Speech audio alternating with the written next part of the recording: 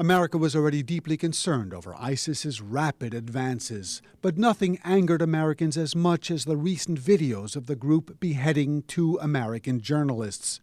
In his meetings with European leaders this week, Mr. Obama said the United States is committed to destroying ISIS, but it can't do it alone. Our objective is clear, and that is to degrade and destroy ISIL so that it's no longer a threat not just to Iraq, but also to the region and to the United States. If we are joined by the international community, we can continue to shrink ISIL's sphere of influence, its effectiveness, its financing, its military capabilities, to the point where it is a manageable problem.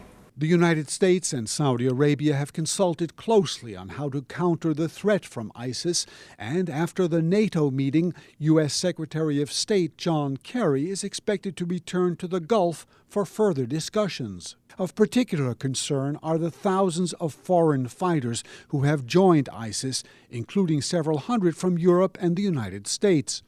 Mr. Obama is scheduled to focus on that problem when he addresses the United Nations Security Council on September 25th. What's worrying about ISIS is that it attracts a lot of people from other regional states, but also from the West, from European countries, from the US, from Australia.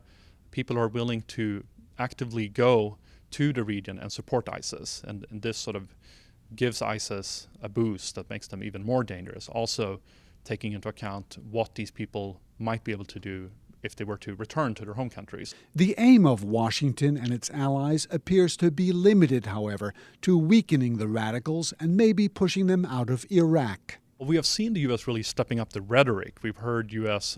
senior officials talking about degrading and even destroying ISIS. So the rhetoric is being toned up, if you will. At the same time, I think it's fair to say that we haven't really seen the actions matching that rhetoric yet. The U.S. seemed reluctant to comprehensively go after ISIS militarily. That would, if you wanted to destroy ISIS, that would probably involve ground troops in Syria, and I think that's something that the president is not willing to do. In the meantime, the United States appears ready to continue the limited airstrikes it has carried out against ISIS in recent weeks.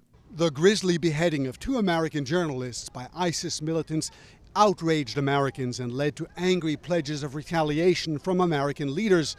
Washington's challenge now is to rally with its allies in NATO and the Middle East to come up with an effective strategy to fight against the Islamic State organization.